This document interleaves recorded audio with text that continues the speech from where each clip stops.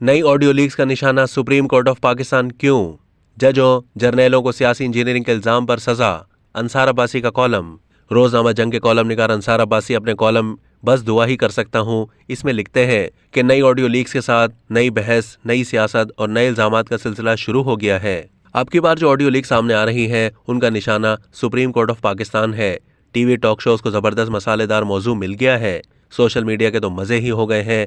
सियासतदान भी इन लीक्स पर अपने अपने सियासी मफादात के मुताबिक सियासत कर रहे हैं।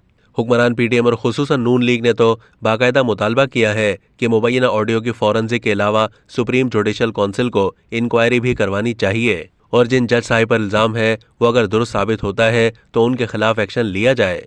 ऑडियोज के दुरुस्त होने पर परवेज इलाही, जिनके सुप्रीम कोर्ट में जेर समात मुकदमात से मुताल्लिक मुबैना तौर पर जज और एक अहम वकील रहनुमा से बात हो रही थी, उनके खिलाफ भी कार्रवाई का मुतालबा किया जा रहा है। मीडिया और कई अतराफ से इस तवक्को का इजहार किया जा रहा है कि चीफ जस्टिस इस स्कैंडल पर सोमोटो एक्शन लेंगे। हुकूमत ने ऑडियो को फॉरेंसिक के लिए एफआईए को भेज दिया है। फॉरेंसिक से अगर ये साबित होता है कि ये ऑडियोज दुरुस्त हैं तो फिर हुकूमत या नून लीग की तरफ से सुप्रीम जुडिशल काउंसिल से रुजू किया जा सकता है। ये खबरें भी सामने आ रही हैं कि सुप्रीम कोर्ट के जज साहिबान ने इस मौजू पर चंद रोज पहले आपस में बातचीत की, लेकिन कोई हतमी फैसला सामने नहीं आया। एक जरिए के मुताबिक अक्सर जज हजरात का इस पर यह एतराज था कि ऑडियो रिकॉर्ड्स क्यों की गई, देखें आगे क्या होता है, लेकिन ये मामला संगीन नौयत का है। ज्यादा उम्मीद नहीं कि ये ऑडियोज अगर सच भी साबित हो गई तो कोई एक्शन लिया जाएगा, किसी को मिसाल बनाया जाएगा। पहले भी कैसी कैसी ऑडियो सामने आ चुकी हैं मगर कुछ नहीं हुआ। अदलिया से मुताल्लिक बड़े बड़े जजों के मुताल्लिक कितने बड़े बड़े स्कैंडल सामने आते रहे लेकिन कुछ नहीं हुआ। अगर हम ऐसे स्कैंडल्स और संगीन इल्जामात पर माजी में एक्शन लेते तो हमारा ये हाल नहीं होता।